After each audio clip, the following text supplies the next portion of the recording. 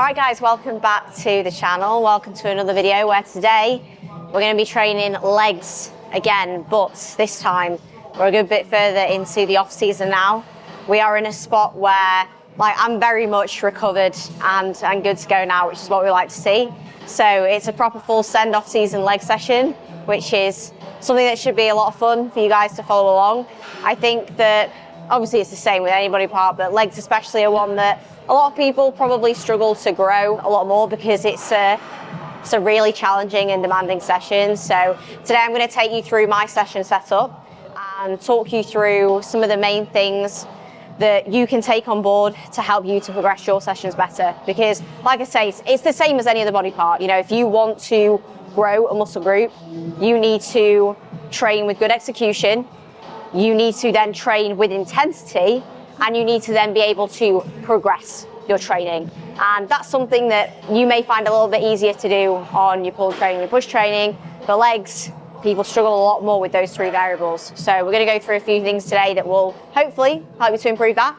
But we're going to start off with some calf raises, which is a little bit different to what you'd seen in previous videos. I used to do abs to start, adductors and calves would be right at the end. But I'd realised that I want to come into these sessions, I just want to get after them. I don't want to be doing my abs at the start, and I also don't want to be doing my calves at the end when I'm just trashed. It actually works better for me to do my abs at the end when my core's already like a little bit kind of ready to go. And I've seen a huge benefit in doing my calves at the start with, one, prioritising my calf work, and two, also the improvements in just ankle mobility as well through kind of starting the session there. So we're going to start on the donkey calf raise and then we'll crack on with the session from there. But as always, cracking off the session first and foremost with some mobility work.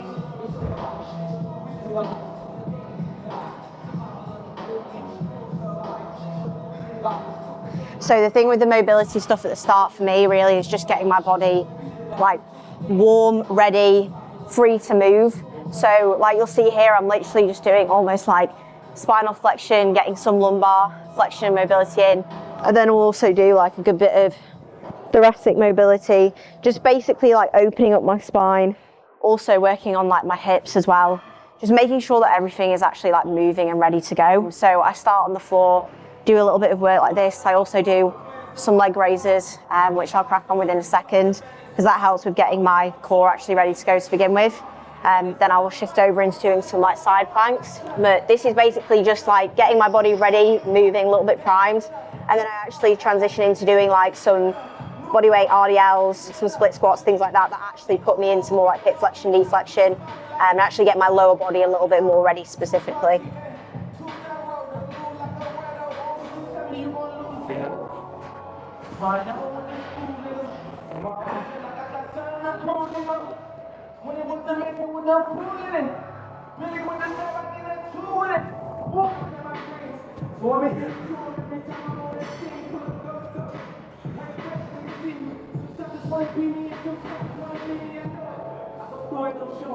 If you followed any of my recent leg day videos, you've seen for the most part I've been doing the toe press on the prime downstairs, which I also really like. Toe press is a great option for me, especially when it comes to getting range.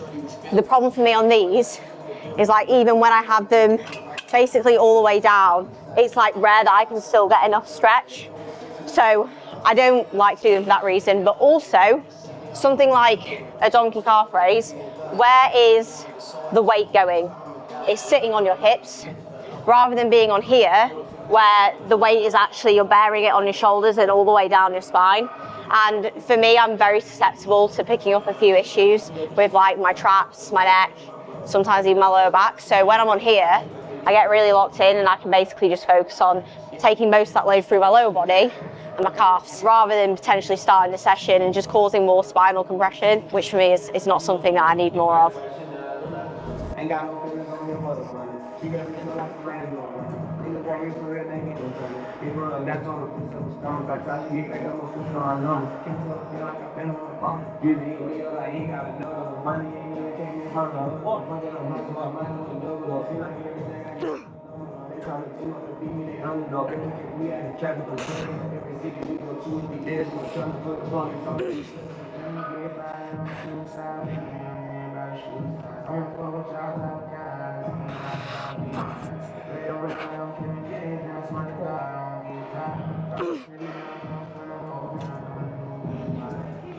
Ah.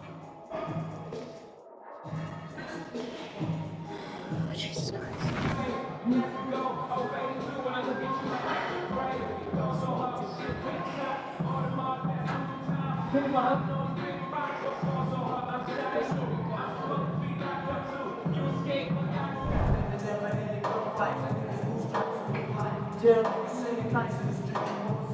These first few movements of the session, I always make sure, this isn't strenuous, I can talk while I'm doing it, but I always make sure that I do a good amount of reps here, like really, really light load, just feeling the movement so that like I can create that pattern in my head of like what I'm doing, and I can also make sure I've got a good amount of like blood flow there before we actually start to get closer to the weights I'm going to use for my working set. And doing an adductor at starting session is, in my opinion, like one of the best things you can do to start your leg days, because so many movements like your leg pressure squat, when you're in those deep stretch positions, you're using a large amount of adductor there. So if you can get your adductors ready to go for that, fantastic. Also, something that needs priority, but just to do these at the start of the session, I think it's such a great like priming movement to get you ready for the rest of the session, both mentally and physically, with just kind of how it switches you on. It's fucking crazy how different this feels since I've gotten heavier. Like, I used to get on this at the start of the session and it would literally feel like I was having to like battle my whole body just to get it to move. Like, it felt like it was pulling me so much. Whereas now that I've got extra body weight, funnily enough, I get on it and sometimes I look at the stack, I'm like, I think I've misloaded it, which is nice, but that's why body weight plays a huge impact on your ability to progress your sessions as well.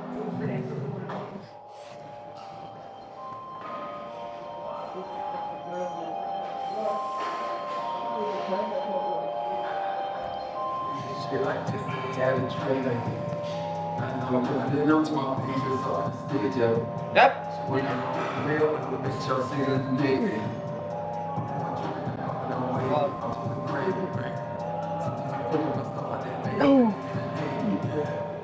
Nice. A really key part to making your sessions and your leg sessions progressible is that they quite simply need to be consistent and then give you the ability to progress them, because there's two main elements that you need to have in place with your sessions.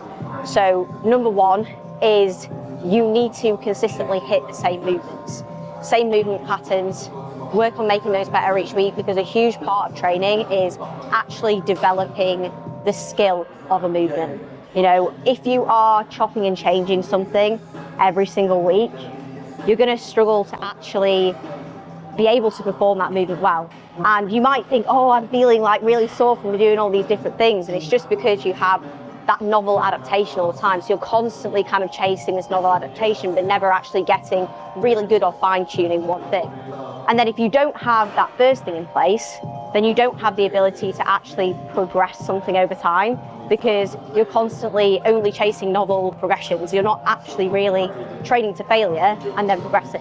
So keep your things consistent, make them really good, build them up to a really high standard, and then put yourself in a position where you can actually truly progress from there. 3, 2, yep.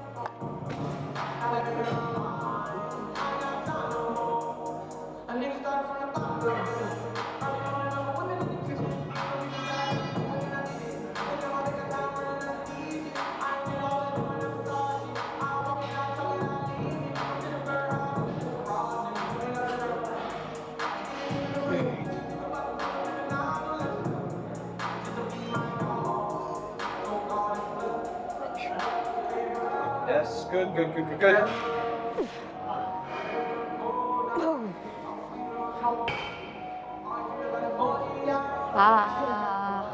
The way in which you also try to monitor your progress can also impact the amount of progress you can actually make, either positively or negatively. And what I mean by that is you'll see a lot of people using logbooking. It's probably one of the most common methods that bodybuilders, especially in the UK, use to track training, where just like this, you'll have all your sessions laid out, all your numbers week by week.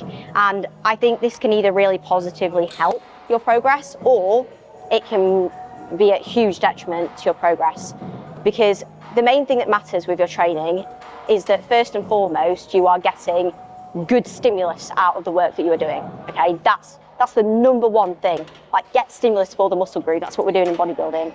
Then on top of that, you want to have some form of, you know, progressive overload over time. You know, you want to be increasing the load or increasing the reps over time in order to create that stimulus to grow. Now, if a logbook helps you with that, and you are using it to guide your training, to help you to progress, or it's a great tracking tool for you to look back and go, yeah, I'm progressing, awesome, use it. If it's actually stopping you from doing that thing because it's psyching you out, because it's actually pulling you away from getting a good stimulus in your sessions, you need to maybe rethink that a bit. I personally think that you should have some form of tracking your training. That can be writing it down, that could be just knowing it in your head, but you need to have awareness of it. You can't just neglect it, because otherwise, like, your body will probably just want to come in and stay the same, and do the same sets every week. Like, that's the bottom line. Something needs to hold you accountable, but you need to find a tool that's actually going to be beneficial to hold you accountable and allow you to move forwards every single session.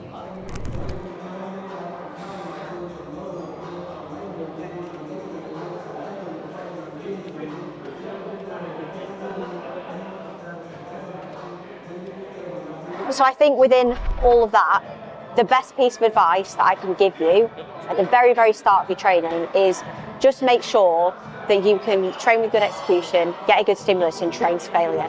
That should be the baseline of your training. Like, everything else, when it comes to specific programming or how you logbook or these fine little details, like, that can come after the fact. But just make sure, like, the base of your training, you can train well, you can train safely, you're getting the stimulus that you need, and you can train to failure.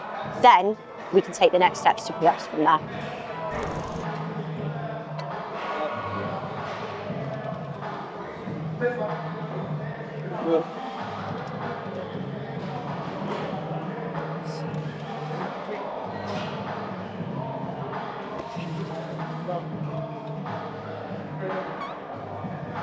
Yes, and again.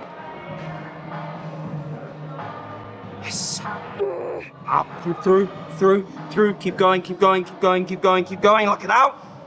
Love. Control back down. Very nice.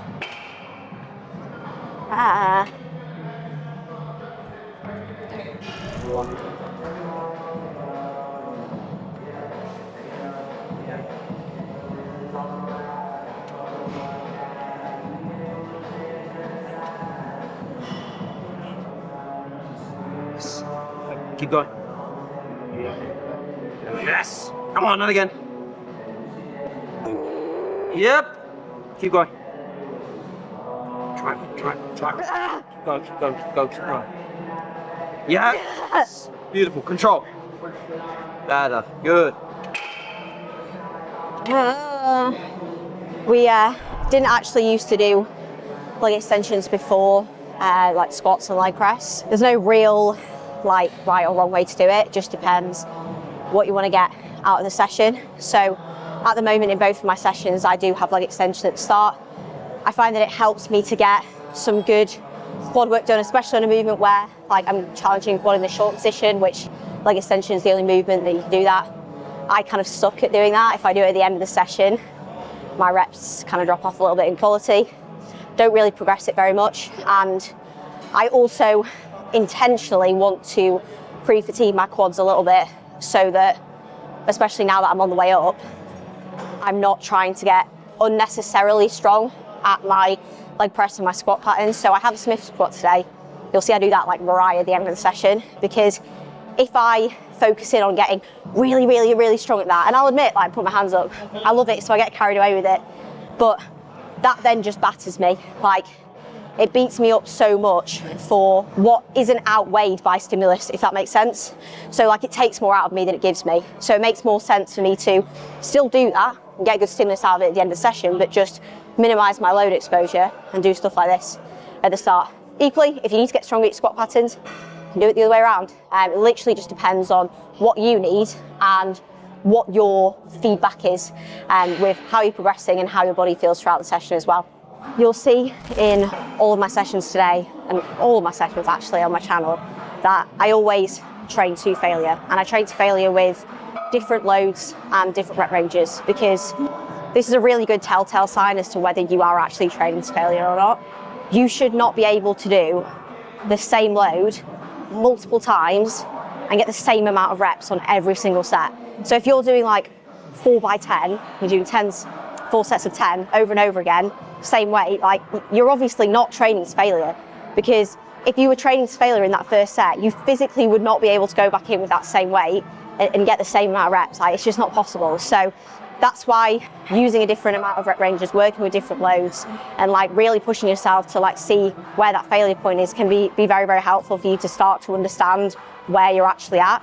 And honestly, training to failure is one of the best methods that's going to allow you to progress across the board, and it's one of the best things that then allows you to see if you're actually progressing. Sometimes people think they're progressing and then maybe not, they're just getting like a little bit closer to those failure points each week, and that's where you can't let your logbook I suppose guide your sessions too much, because you might be like, oh, I've hit the rep range or I've taken a rep up. It's like, yeah, but you're still not trained to failure, you know? Like, that should be the next thing that you really, really do aim to work on. As I said, once execution's in place, make sure that you are genuinely taking your sets all the way there.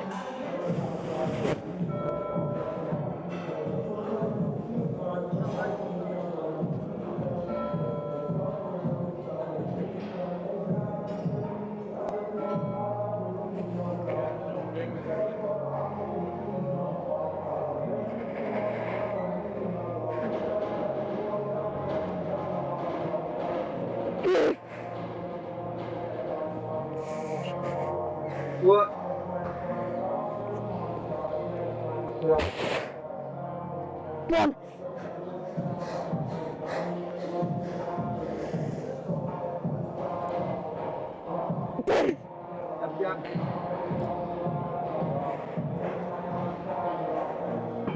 Yeah.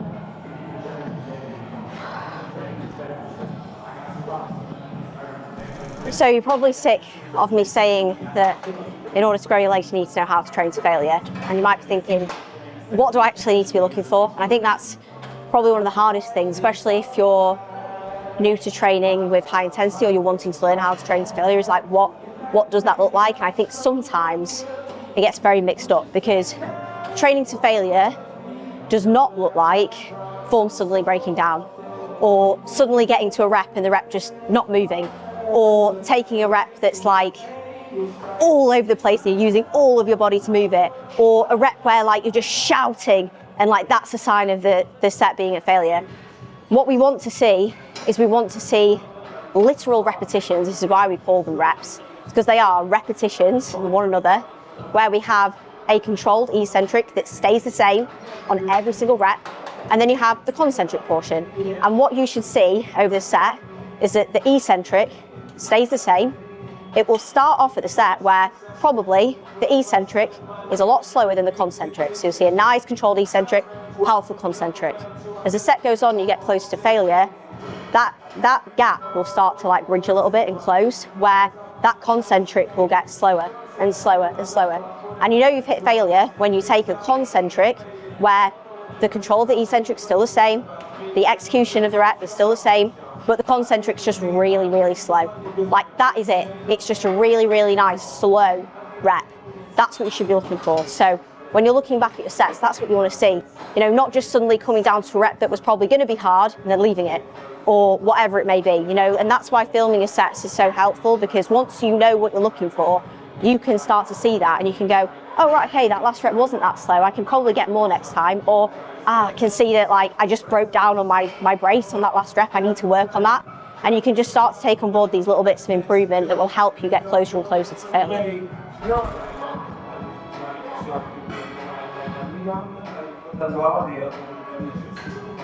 Next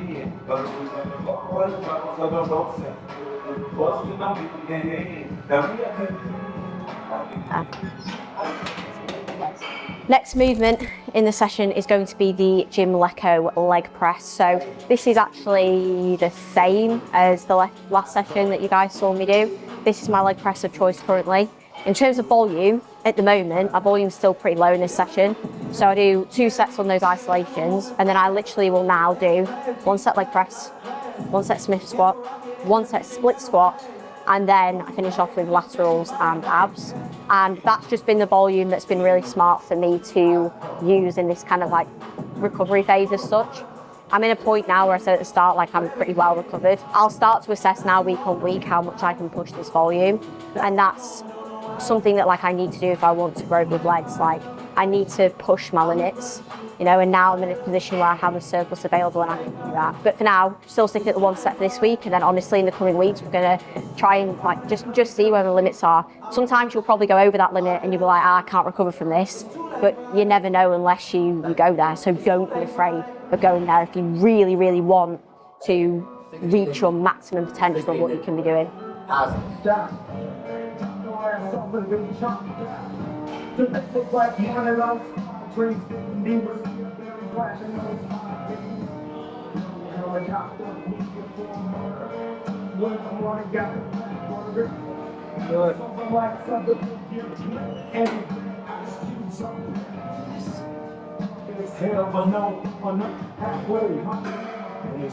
Nice, come on.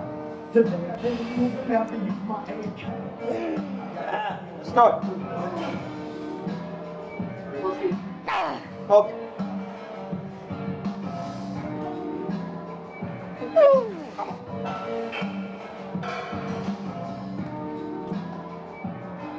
Yes, come on. Let's go.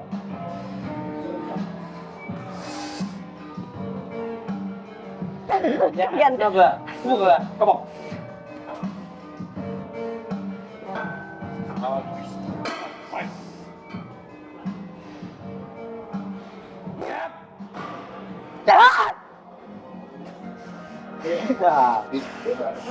Fuck me! Did not want to fucking hell there, did you? Jesus Christ! I literally looked at it and I saw it like come backwards. That's what should happen. And you weren't even anywhere near close to spot. Oh, it's like my fingers on it. That's what a spot should look like. Pequeno. What? Pequeno? Pequeno? What the fuck does that mean? You'd also translate that. What? But no, it's that's not what that means. I hate it when I actually like squeak, like almost scream like that on the set. I give myself such an ick when that happens. It's like actually, I try not to make that much noise when I train, genuinely, because it just pulls away from the set. It's actually another thing that stops a lot of people with reaching failure is like they just make too much noise when they don't need to. I think there's some reps where like it's natural for you to be a bit like ugh, like as they're coming out because they're so difficult, but you shouldn't be like making noise from like rep 1 or even like halfway through a set, because otherwise you are literally just pulling away from the set and it's very, very likely that you're not going to be able to brace if you're doing that. And that's what you see is people come here and then they go ah! And then they just die. They just let their brace go instantaneously. So yeah, just be smart with that. But yeah, I apologise for the small scream at the end, because I do. Yeah, I try not to do it. I've literally just given myself a massive, massive ick. You are also absolutely going to have to get uncomfortable if you want to grow your legs. And that's because you need to make sure that you're in a surplus. You need to make sure that your body weight is going up, because you need a surplus in order to actually put muscle mass on. You need the extra body weight to indicate that the surplus is working, but also to leverage performance. So I think it's sometimes hard for females, because I get that getting uncomfortable it's not fun, and you don't want to feel like your legs are actually looking smaller as you're in that surplus and you're getting heavier. And the reality is you have to remember that you can't have the best of both worlds. Like, you really can't. You will gain muscle as you get heavier, I promise that, but you're probably also going to have to experience some discomfort.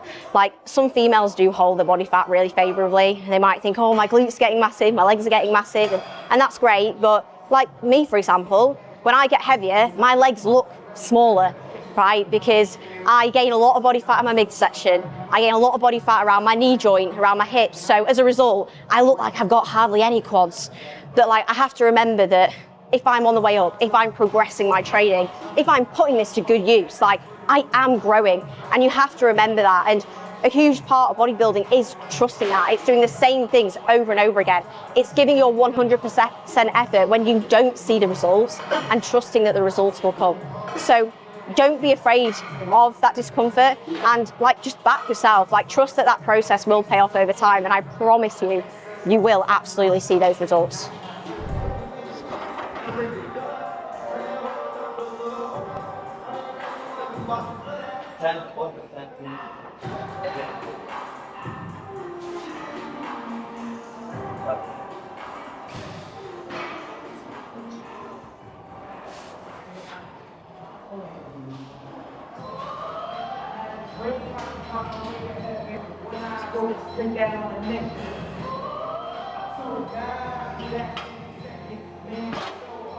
Squat pattern then, which is pretty much right near the end of the session now, is Smith squat.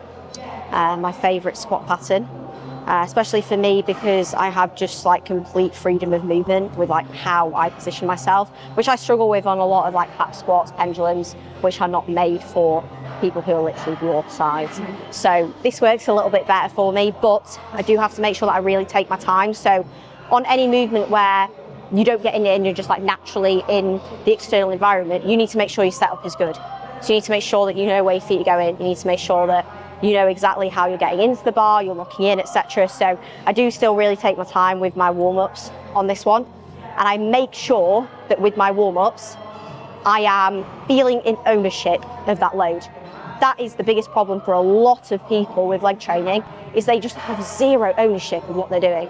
So they're basically just like sending it down into the bottom, and in their mind, the rep is that bit on the way up. So they're just sending it down and they're just like, oh, go, drop it down, oh, go, that's the rep. But the rep starts as soon as you come down. So as soon as you start that eccentric, you need to own that. And funnily enough, when you actually take ownership of that, I promise you will feel so much stronger, because you will no longer fear the weight. You will actually be able to brace better, and you'll just be like more confident and more powerful out the stretch. Like, you have to reverse engineer that like psyche a little bit and think, oh, I'm making it, you know, easier for myself by dropping down, and actually be like, no, you're actually making it harder. Like, make it easier for yourself by taking ownership of it and being able to go into the sets with a huge amount of confidence and like awareness of your capabilities. Yeah.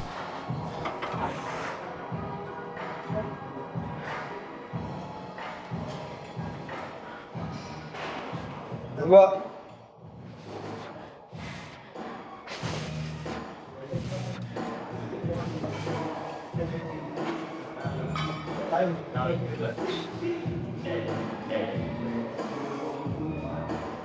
No, I don't.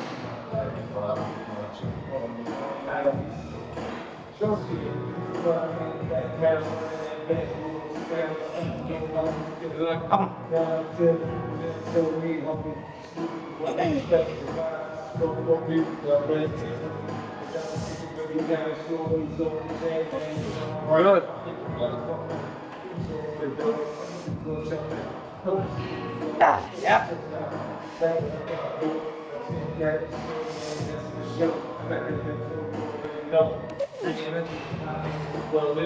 Got it.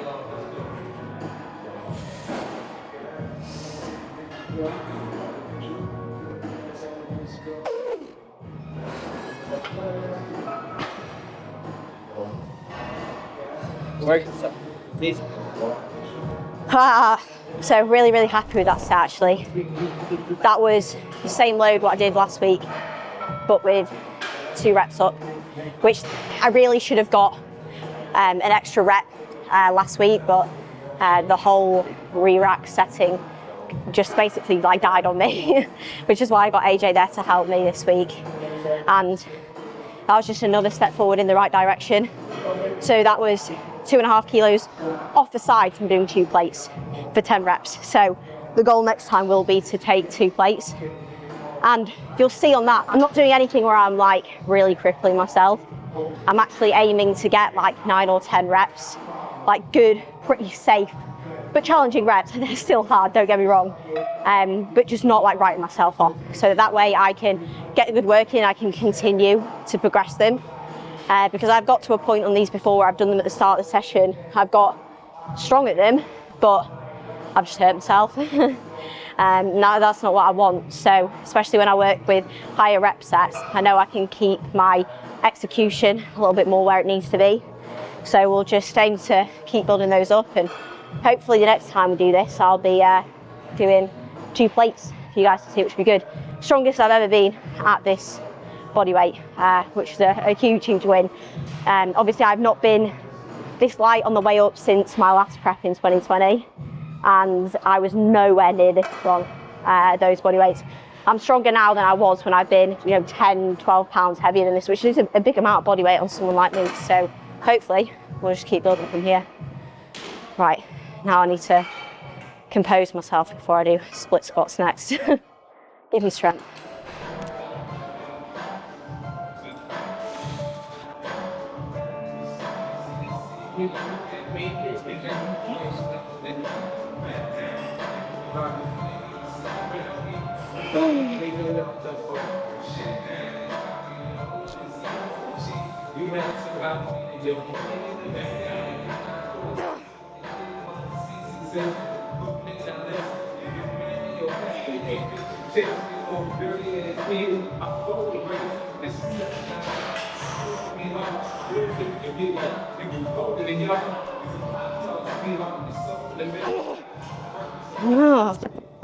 Oh.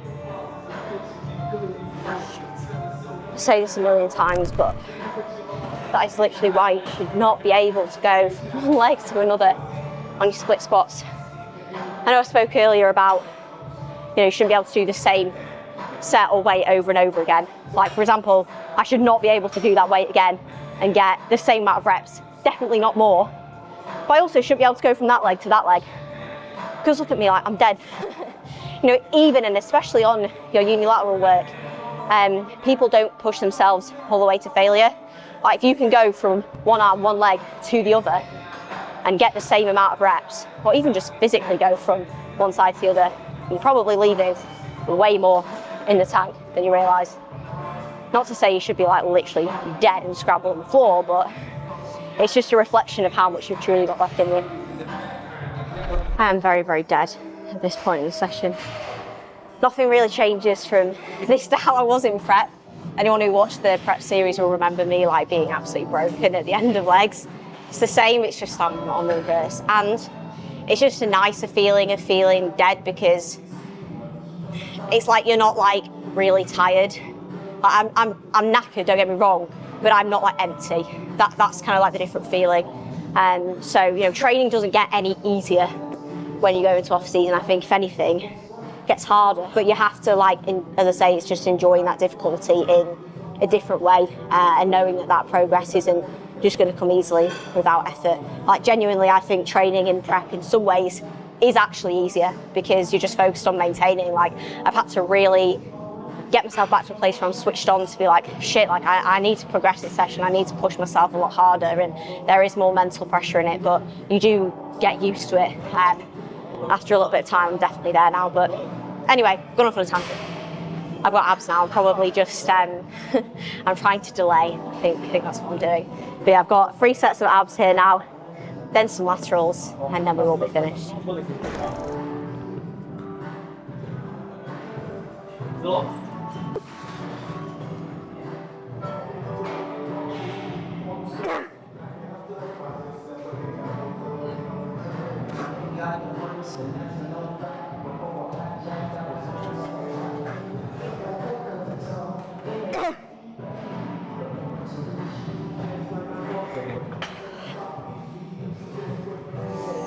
So I know that the majority of the session has obviously been leg training, but I do a little bit of lateral top-up work at the end of my session, which I know I've said before, but is literally just to have a little bit of extra side delt work. But just to make this a bit more efficient, what I do is I do a rest pause rather than doing like a couple of sets or whatever it may be. And you could do rest pause, drop set, whatever it may be on things like this that maybe like you're adding in, especially when like you're in a surplus, because otherwise the sessions are just long. Like I've already been here for 2.5 hours training. So I don't need to drag on the session any longer and I can still get some good work in. So I'll just do a rest pause set on each arm here, and then I will just do a lat hang basically just to finish off the session as well. So sometimes at the end of your leg sessions you might want to add in whatever needs a little bit of extra work, but probably it's going to be something with the body. Maybe you've got arms, maybe you've got lats, maybe you've got side delts. You can always tag on things like that if your split is obviously aligned for those things as well.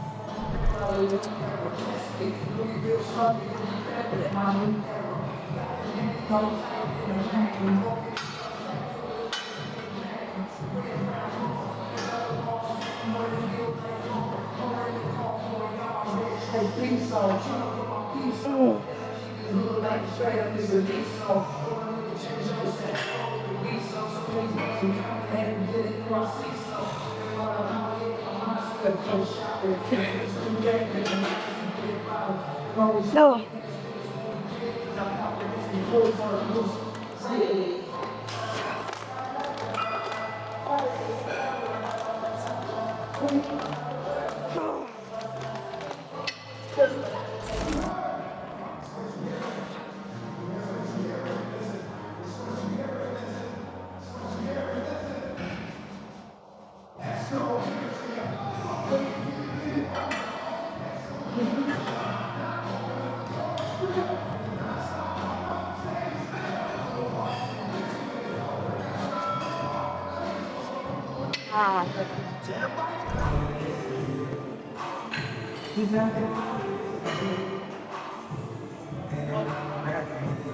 All right, then that is the session finished. I've just done a little bit of like a lat stretch, like a dead hang at the end of the session, which just helps with like spinal decompression and helps me a little bit with my grip strength.